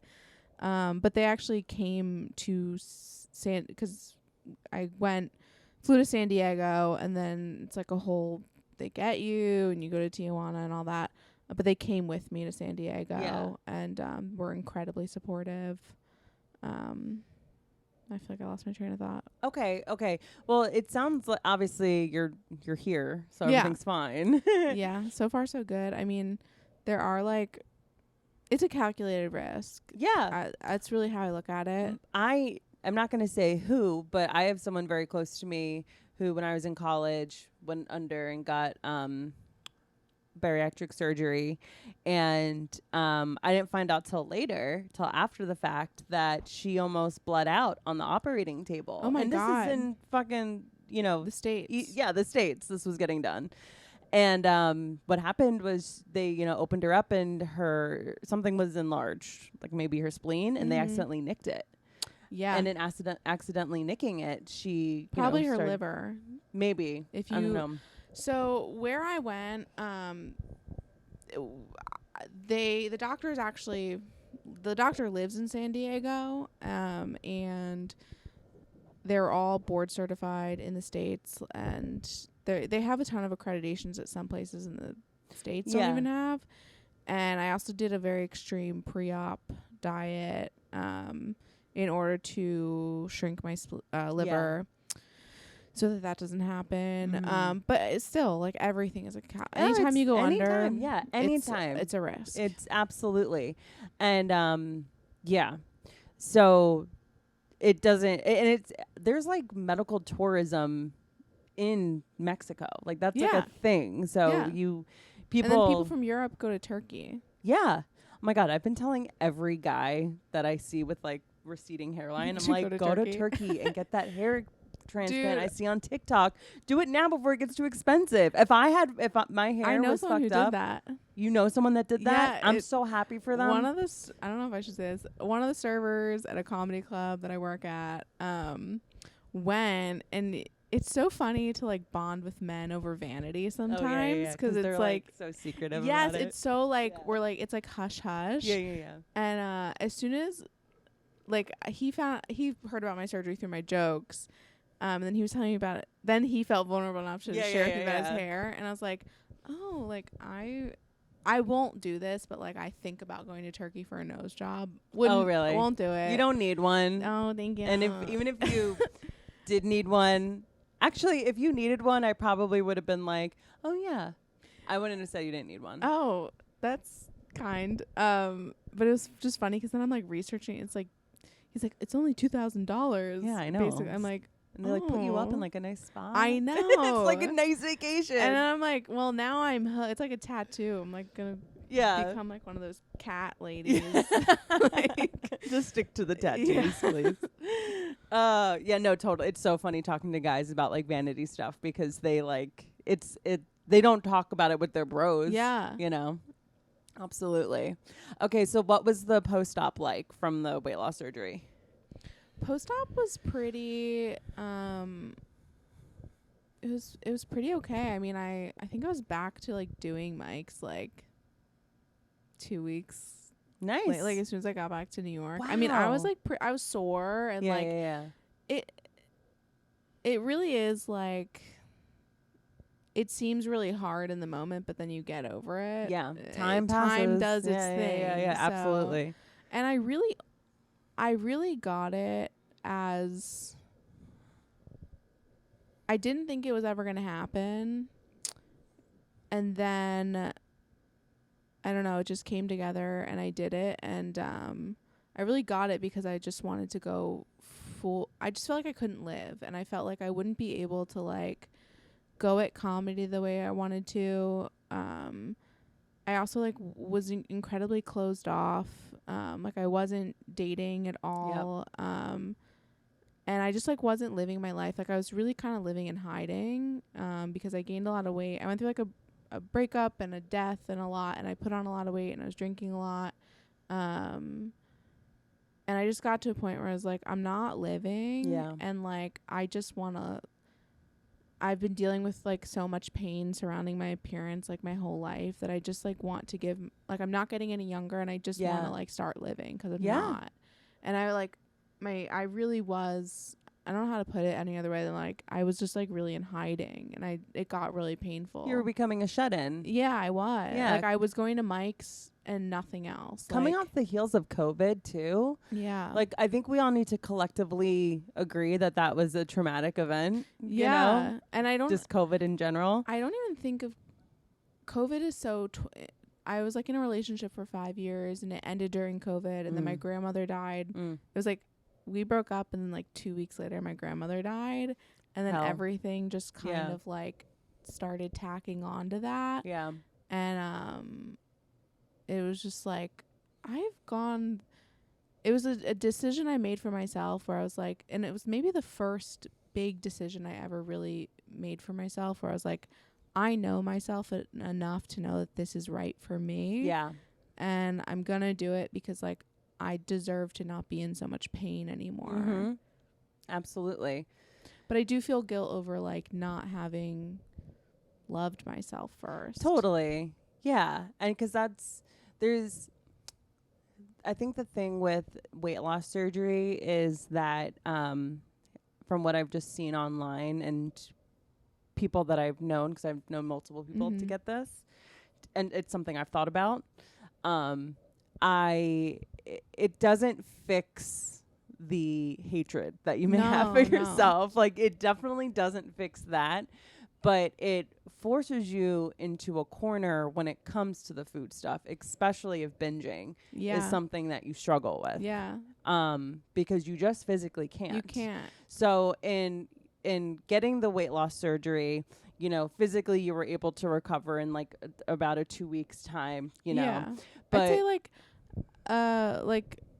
there's different stages with food. Like physically the pain you heal in like maybe a month out I was like finally like not so tender. Like I was good. And then I think it's maybe 2 months out that like you can get back to eating normally. Yeah, because so immediately following the surgery, it's like all pretty much like liquid, like in shores, basically. Yeah, it's liquids, protein, broth, stuff like that. Got it. Yeah, and then and were you like mourning food during that time, or were you just like fine with the situation? I have oh my god, this is where you're gonna have to edit. Like I don't speak well. You're fine. You're I fine. don't speak let it flow. You're fine. I've always had such a complicated relationship with food that like to me food is such the enemy. Like I wish I could get to a place where I enjoy food and I'm like, oh, I want to eat here. Or like when I see like skinny girls like do their pan of the table and I'm like, I could never post that. Like it just removed all the thought and like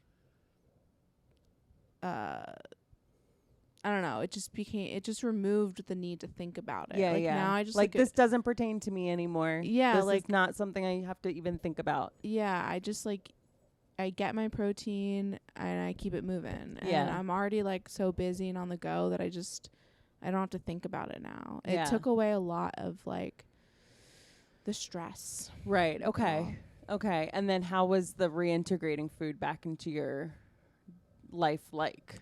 All good. And I also like don't cook. Right. I truly thrive on like Trader Joe's Absolutely. like go-tos.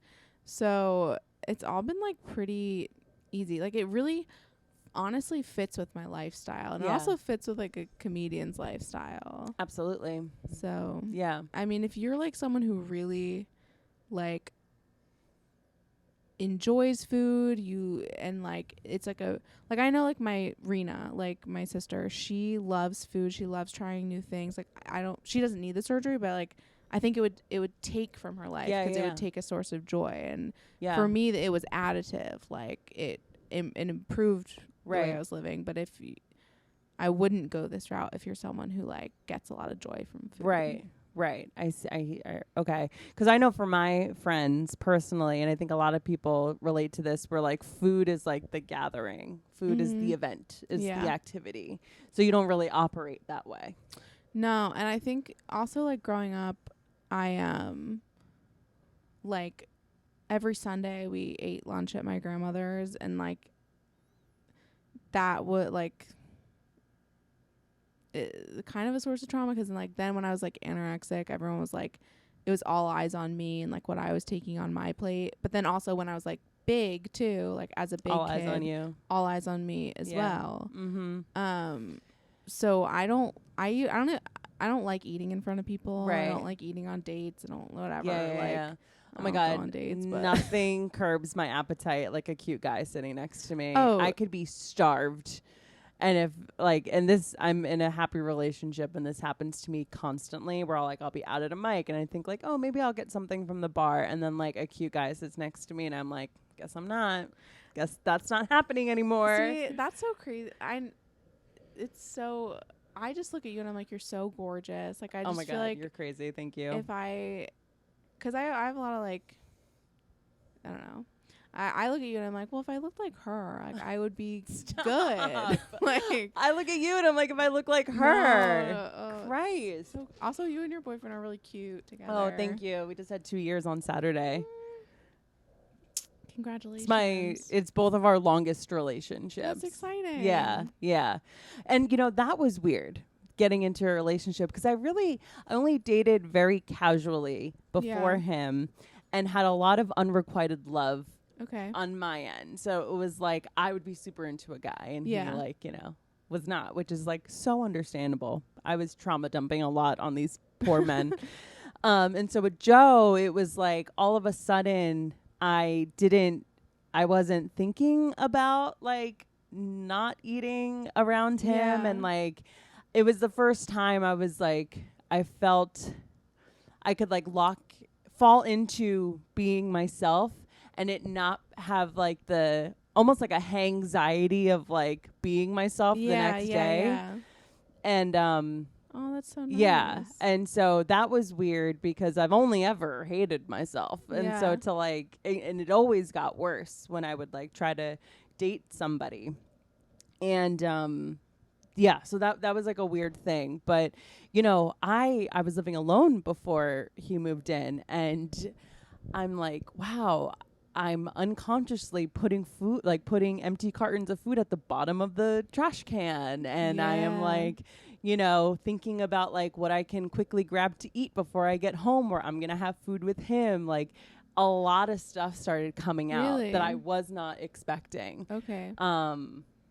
That's actually going into a relationship. That's a huge thing for me.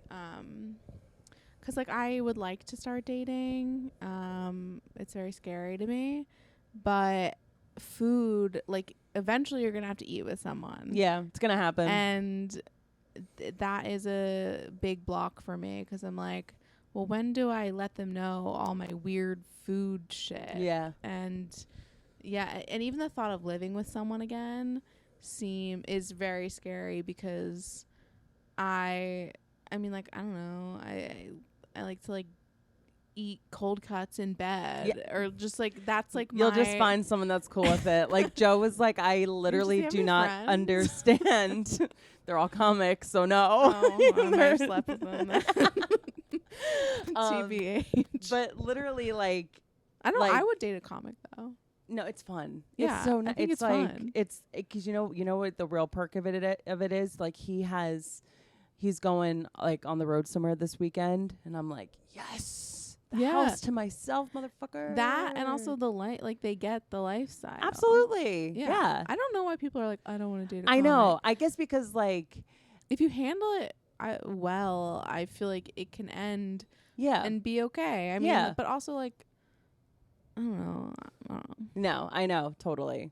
But what I was gonna say. Sorry, no, you're fine. I literally Joe was like, I never met someone that likes eating in bed as much as you. Like it's my favorite thing. Yeah, it is my favorite thing. I just eating cold cuts in bed like. With like Real Housewives on or something. Oh my that's God! Like do you want to come over? That's like perfect. That's all I want to do. Oh gosh, dude, you've nailed it. Like we would be great together. That's all we would do. I'm on board. Watch Roni. I'm on board. Oh my gosh, that's. But no, I hear you. Like it's like all of a sudden, I'm like rewatching Roni right now. Oh, are you rewatching? So fucking comforting. It's I just finished. I went through all 10 seasons of Vanderpump because I gave it a rewatch. Okay, I'm not a VPR person. It's okay. I just if you're ever gonna get into it, it's so good. I know. I don't know why I can't get into it. I have a block with them. Really? Where I'm like, I don't know. I don't know why. I think also because like I have a like I don't know. They just annoy me. So at first when we like got into it like naturally, it annoyed me. Mm-hmm. And I would like kind of watch peripherally, and then right before Scandival, this big Scandival. I know. I tracked Scandival. Yeah. Right before that, I was like, Joe had gotten Peacock, and I was like, oh, it's all on here. Oh, yeah. I'm gonna give it a rewatch. And then Scandival happened. I'm like, I'm definitely giving it a rewatch. And watching back now, I promise you, it's some of the best television. Like, I'll give it another try. If you get through your Roni rewatch and you're like, I want something long that I can throw into, I suggest it. So I literally was just about to start my NJ rewatch. Okay, I can't watch New Jersey. It's anxiety driven. It's just too close to home. It's a lot. I know. The town I'm from, Sayreville, one of the housewives that's on NJ lives in Sayreville. Oh, which one? I forget her name. Oh, I have to rewatch. They're all the same. I mean, like, I know they literally are all the same. If it's not Teresa or Melissa, what's even happening? There's something about like Italians screaming at each other that I'm like, no, it is very jarring. It's completely jarring. I totally get that. But I have New York on my rewatch list. Yeah, it's gonna happen. I love Roni. It's so good. Have you been watching the new season? Yes. Have you? Do you like it? I like have you it. Been watching? It's kind of nice. This is turning into a Bravo podcast. It's fine. But I like that. It's not all like so many of the franchises have been kind of bogged down by like actual crime. Yeah. Like actual darkness, and I'm like, it's kind of nice to return to like, they're just being silly girls in the city. I know. The one thing that annoys me is the intros or someone being like, this is like a real look at New York City. And it's like, none of you have ever once been an essential worker. So shut up. Yeah. That is not a real look at New York City, but it is fabulous. I used to work in fashion, and Erin Litchi, she was a client of a company I used to work for. So I used to work directly with her. She wouldn't be able to pick me up out of a lineup. Yeah. But it's like cool because I'm like, like I used to work with Erin. So that's cool. And being in fashion when I first moved to New York, I'm like, oh, well, Jenna Lyons is like amazing. Yeah. So I really enjoy Roni for what it is now, which is just okay, we're these socialite women, and we argue about which restaurant is trendy and cool to get dinner at, which is so fun. Like that's what I need. That's what I need to put my focus in. Light. I watch it on Mondays on Peacock. Yes, shout out Peacock. Hell yeah. Like perfect Monday night. Okay, yeah. So we kind of got away from everything. I'm sorry. But I want to quickly actually. Are you completely caught up aside from Sunday's episode? I haven't watched the most recent one. Okay. So something interesting that happened on that episode was Jessel they went to the Hamptons and Jenna got everybody that lingerie. Oh, yeah.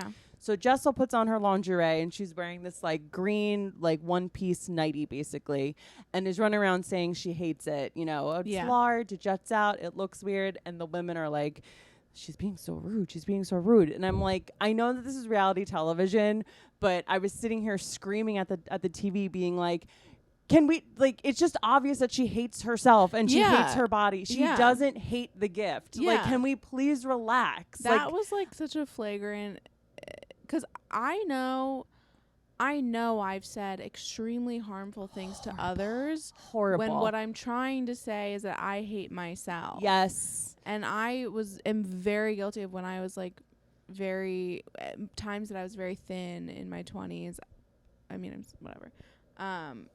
Being like, I'm so fat to people in larger bodies than me. And but it's this thing where like I'm so deeply uncomfortable with the way I look that I need you to know. And this comes from being bullied a lot, where it's like, I need you to know I hate myself to get ahead of you telling me you hate me. Yeah. And I need you to know that I'm not okay with this. Yeah, and I didn't have the I just wasn't healed enough to know that that was also harmful. Damaging to others. Because now, like, I mean, and this has always happened, but I'm just more in tune to it when like my friends who are much thinner than me and have never been heavy are like complaining about their bodies, and I'm like, oh well, I know that you are not meaning this to be hurtful, right? But that's the other side of, you know, when we talk about like being harmful to others, like that's the other side of it, because I'm 5'8" and a half, but 5'8", and all of my friends are like 5'4", 5'3", like everyone's just short, and so I always just felt bigger in general. And when my girlfriends, like, I'm always thinking about college when I say this, but when my girlfriends would be like saying how they're fat, I would say to them like, well, if you're saying that about yourself, what do you think about me? Yeah. And it's like, that's harmful also. Like, why am I putting that on, you know, my girlfriends? Like, they're entitled to feel bad about themselves. Yeah. I feel horrible about I never myself. understood that either, especially my oldest sister, who never struggled with her body until maybe after she had kids. I don't know. We don't talk that deeply. But there was never any room for her to have a struggle with her body, because I'm like, no, that's my thing in the family. You're not allowed to feel that way. Like, absolutely. Which is also, you know, any woman in this country has an issue with her body. And if you're a woman that doesn't have an issue with your body, women also hate that. Yeah. There's no winning. Yeah. There really is no winning. Yeah. And when I say women, I mean my internalized misogyny and all that shit. Trying to like not be like that. But okay, so going back to the weight loss surgery, it seems like it fits your lifestyle really well. Is there anything that you regret about it, or anything that you wish you knew going in that only showed up after the fact? I really don't have any regrets. I knew just on like a shallow level, like I knew that I didn't know how my skin would be after, because like loose skin is a thing that can happen.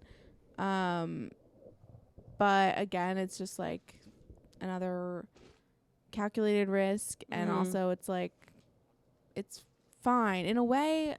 I'm actually really surprised with myself, because like my arms are like, you know, I have like looser skin on my arms that like I look at, and I don't know if it's just me maturing or what, but I'm just like, okay, like what can I do? Like what, you weren't happy when they were bigger. Yeah. Like I'm kind of at a point where I'm like, when are you going to let yourself be okay? Give yourself a break. Like I'm a little bit reaching not a breaking point, but more of a surrendering point. Right. Where I'm like, Because it gets tiring. I've kind of exhausted myself Right. with self-hate. All of my like reaching into my bag of like, what will I hate today? Yeah. I'm slowly just kind of like surrendering to them, and I'm getting off topic. Nothing I regret. I did go on a date once and throw up because I just ate a food that didn't agree with me. Oh, really? And I was like, yeah. I gotta go. Like, I just like went to the bathroom and threw up, and then was like, I feel like the date's over. Yeah, like, yeah. That but I kind of just, puts the like, cap in it. Yeah, that's like kind of a weird thing. Like, I don't know when to, unless I'm like, I haven't really dated any comics, but most comics will know about it via my jokes. Right. But like some regular Joe Schmo, I'm like, when do I tell you I did this thing? Does it even need to be disclosed? I mean, eventually, I feel like if I'm like really dating someone, I'd Right, be like, it'll come up. Yeah. But because you know what? Because I can't eat a lot, and if it's like, let's go here, and then I cannot go to all you can eat sushi. Yeah, like I just can't. Because I like was on a date with this guy, and I was like, I'm only eating like a little bit of my food, Right. and he's like, I just didn't like the guy. He was like already annoying me outside. Yeah. Of, like this, but he was like, oh, finish your food, and I was just like, oh, I can't. Yeah. Like, I don't know. That's not really a regret. Nothing like deep I regret. Yeah. Yeah. What advice would you have for someone that's like considering it? Do a ton of research, especially if you're going to go out of the States. Do a ton of research. Take all of the health, like the pre-op stuff, very seriously. I quit smoking to do it. I, don't drink, all of that. Like, I don't know, just do a ton of research and make the decision that's right for you. Yeah. Because, and trust yourself too. This was like, it was the first time I really like felt like I really was building trust with myself to like make a good decision for myself. Right.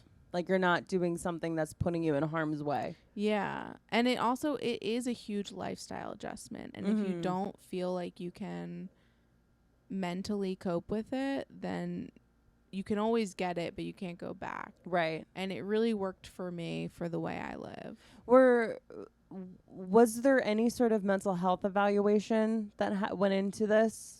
No. I feel like it's because you had it done out of the States. Yeah. And I think the mental health evaluation is only for insurance purposes. Yeah. So all of like the stuff that gets done in the States, that's like the checking of the boxes. All paperwork. It's all just like stuff so people don't get sued. Yeah. I mean, absolutely. I'm a Facebook group person. If I'm going to an event, I'm joining a Facebook group about it. So did you join like bariatric groups? So the facility I went to, they have a Facebook support group. So I got involved there. And then the people that were in like my round of surgery, like we all got surgery on the same day together. We keep in contact. Oh, nice. Yeah. So that's we'll awesome. like check in and send progress pictures and stuff and hear how, like, I mean, it's not like so deep, but it is, was very nice to like have other people, be along for the ride and like really get what you're going through. And if I asked you something that you're like, that's weird, don't.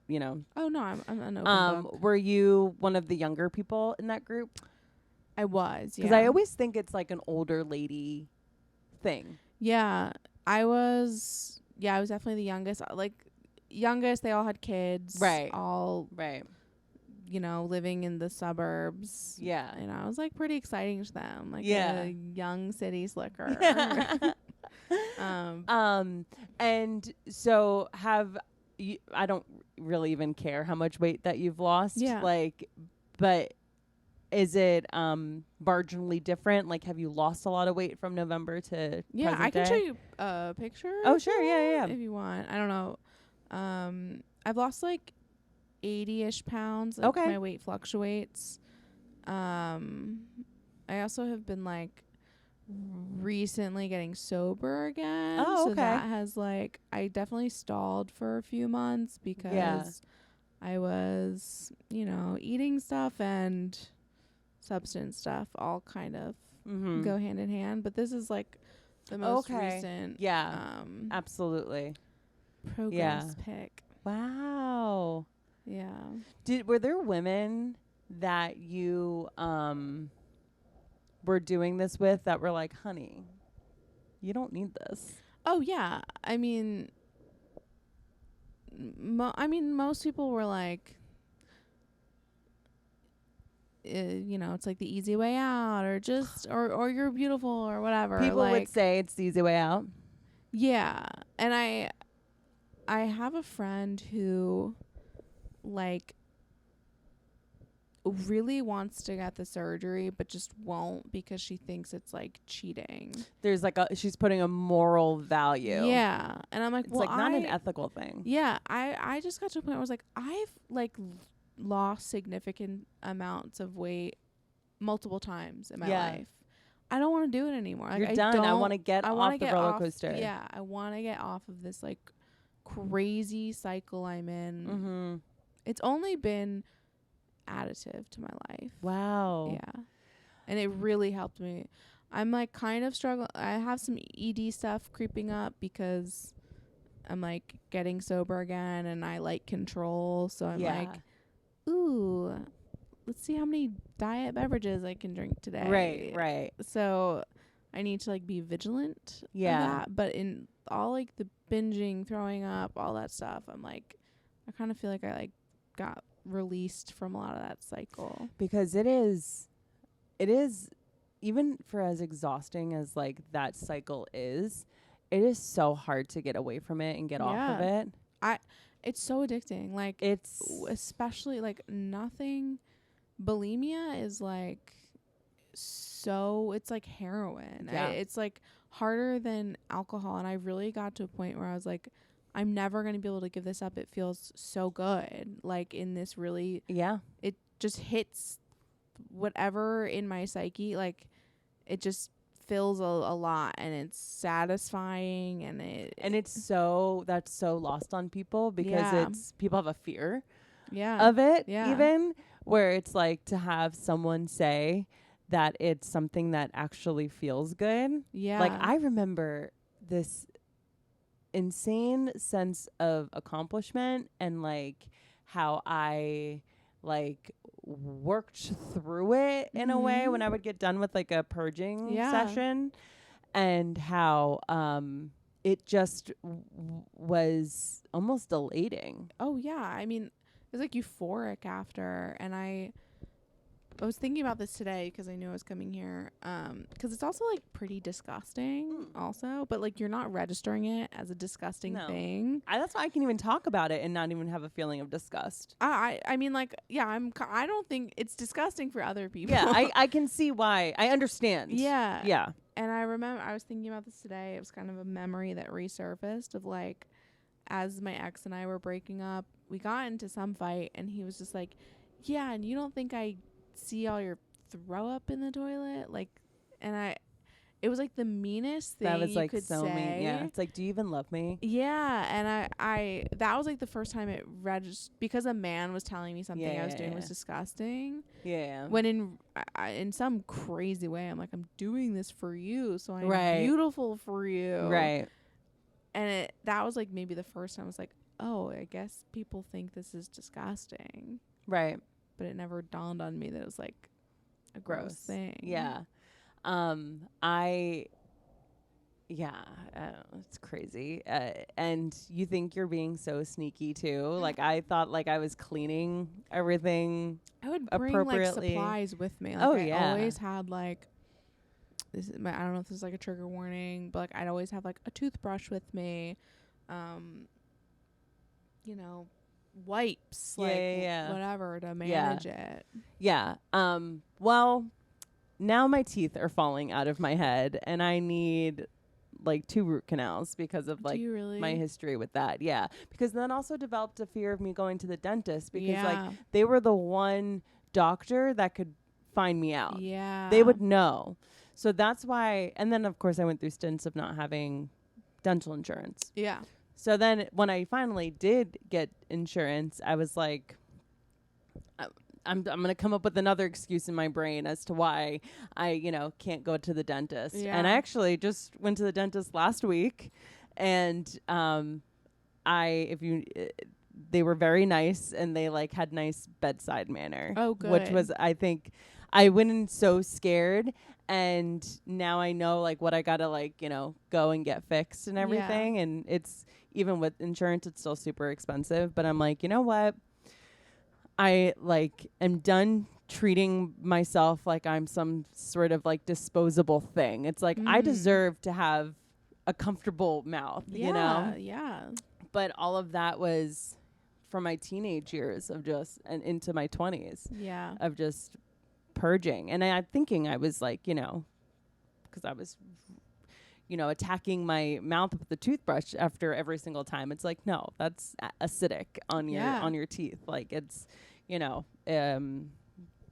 just don't think about the long-term effects of that. But yeah, I think that only people that have had an eating disorder to that level, like I always tried to be anorexic, and I just, it's not sustainable. I couldn't do it. Yeah. And I always felt like a failure for that when I was like in high school.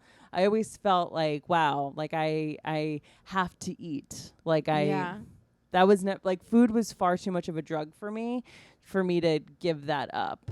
Well, you also need food. yeah. And you also like need it. Like you absolutely, that's why it's like alcohol and, drugs, there are very real addictions that like people need to beat. But I think that people, when you talk about food being an addiction, people are sort of like, oh, well, I guess anything can be an addiction now. And it's like, literally anything can be an addiction. Yeah. Like everything in moderation, including moderation. Yeah. I mean, food is just like, I think it's the hardest because you still need it. It's like, no one's like, oh, you need a little bit of cocaine every day. Right. No, you don't need that. No. But you do need food. Especially because it's like, so, you look at somebody that is sober from alcohol and they, have 10 years under their belt, and then they have like one slip where they, have a glass of wine at dinner or whatever the case may be. They drink and then they've lost the 10 years and they're starting over. With eating and binging and purging, it's like you could be clean, quote unquote, from a binge or a purge or a tandem of both of them, and then talk yourself out of what you just did was a binge, or what you just did, like, oh, I threw up because I had a stomach ache. It's like, did you have a stomach ache, or did you like go into it? Yeah, you're able to talk yourself out of it.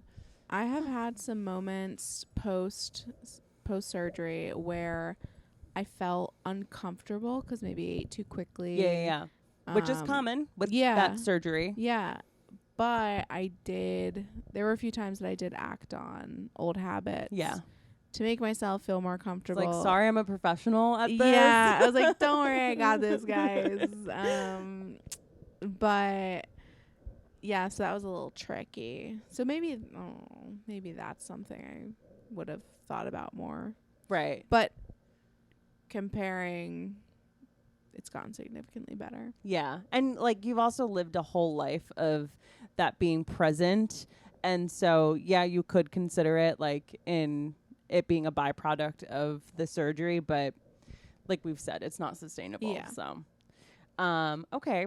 Now, I wanted to ask, have you noticed a change, or you definitely have, what were the ways that you've noticed people treating you differently now that you're in a smaller body?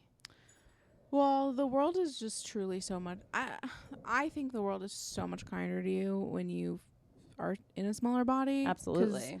My breaking point of when I was like, I'm getting this surgery is I was like walking in Chelsea and this caravan of teenagers just yelled at me that I was fat as they were driving by, and I just like broke down. I was like, that's when I was like, I can't. And I was like coming from a mic to go back home in hiding. And I was like, I Yeah. can't live like this anymore.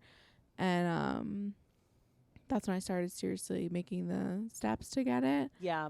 I mean, I think a caveat, that's like a word I never use, but I am trying to seem smart on this podcast.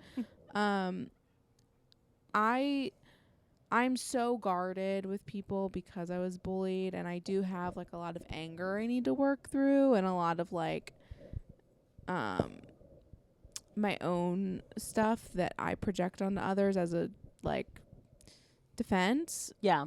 So I think maybe people are nicer, but maybe I'm feeling more like worthy of love too. So I think those two things go hand in hand, because I haven't worked through the belief that like being beautiful means you can accept love, and also like what is beauty, all that stuff. You know, going back to what you said about those, caravan of teenagers ruining your day, being in a bigger body and you're doing something where like you don't want to be perceived, or like you exist where you don't want to be perceived, you want to go into hiding, and yet you were leaving an open mic where you had to get on stage to undoubtedly a group of like 20-year-old teenagers. Yeah. Let's be fucking real, yeah. And it's really even if you fancy yourself a performer, when you're uncomfortable with your body, especially existing in a bigger body, getting on stage and telling jokes, like, fucking kill yourself, dude. Like, that is so hard. And so you're leaving that wanting to just go back into a hole, basically, into the, privacy of your own home. And having, the teenagers just be so mean to you because kids are cruel. Yeah. And they don't have a concept of that. And I think a lot of kids are in a lot of pain because they don't know how to handle the crazy dynamics of their life and their household, whatever is going on with them. So they do mean shit like that. Yeah. Also, having a person that had been bullied, all of that culminates into just what feels like a breaking point. So really just good on you for advocating for yourself to get this thing done that is paying dividends. Yeah. I mean, I heard a quote, I forget who said it, but it was something like, people don't lose weight. People lose weight so that they can like be a part of society. Yeah. Something. I'm butchering it. But I just wanted to to be able to just not be seen first for being big, because really the biggest driving factor was like, I just want to be doing comedy. Yeah. And this feels like it's getting in the way because of the confidence I have in myself, and also just this like other thing of just like I struggle with like my physical appearance on stage, of like how I'm being perceived. Yeah, it doesn't matter how you look now. You're always going to be thinking even like, I don't want to be too sexy, or like, then I'm like, that's a female comic thing. That's a whole other thing. Yeah. But yeah. So what are your thoughts on people going to the measures of taking things like Ozempic? Do you have any thoughts on it? Do you care? No, I mean, I think it would be like, I could not have a judgment on someone doing that, because I've gone to the extreme of like getting surgery. Right. I mean, I think Ozempic, I don't really know much about Ozempic other than it's like, jokes in the zeitgeist or whatever, or like whatever new celebrity is on it. But from what I understand, it mimics the effects of the surgery that I had. Yeah, it takes away your appetite. It doesn't make your stomach physically smaller, but it has an effect where it makes it so that you're not hungry, and if you eat too much, you get that same feeling you described. Of like, I mean, I don't think anything coming from like big pharma is going to have an overall good effect on a person. But if I think people just have to do what they have to do to survive. I don't know. Yeah. I mean, I agree. I completely agree. I think that anything that we look at societally as a miracle is probably the opposite. Yeah. Because you've never saw, I mean, maybe a little bit like on Oprah and Dr. Phil in the early aughts and 2010s of people calling weight loss surgery the miracle. Yeah. But I don't feel like it was like as ever present as like Ozempic, where it's like Yeah. everybody is on Ozempic. I think Ozempic, I feel like there's less shame about it. There's like, far less shame about it. There's, because I think it's also associated, you need access to it, so it's associated with wealth in a way. Yeah. So I don't know. But also the thing with Ozempic is that like if you get off it, you're gonna gain all the way back. Yeah. So I don't really see why the point of it. Yeah. I know it's working for people that I love very much, and I'm happy for them. They are having trouble having access to it, so they sort of ebb and flow of being on it and not being on it. From what I've seen of people being on it, it just feels like not worth the effort. Yeah, it doesn't seem like it has like a long-term reward that would be like worth it for me. Yeah, absolutely. I don't put a judgment behind it. I just wonder, like, is it really worth it? Yeah, I mean, I don't know. I mean, I guess it is if you're doing it. But yeah, I have a friend who wanted to start doing it, and she did start doing it, but it was like giving her very adverse side effects. And I know a lot of people that have had a lot of adverse side effects. Yeah, so I think she stopped it, and so ultimately it wasn't right for her. But yeah. No judgment. Absolutely not. We've literally just had an hours-long conversation about like how we're just trying to do what we can do to like exist and like not want to die. Which is so hard. I think life is so hard, and I just, whatever someone has to do to like survive, and if there's like ever something that it's like, you know, if someone's like, oh, this is the small thing I need for you to do to make my life easier, I'm like, okay, yeah, like just tell me, because like life is just so hard. Yeah, no, absolutely, I agree. That's why I have little pets around me. Mm-hmm. You guys make it so that I can't ever leave. I'm so jealous. And you're never gonna die, so it's a win-win, right? How old is this guy? Like 7.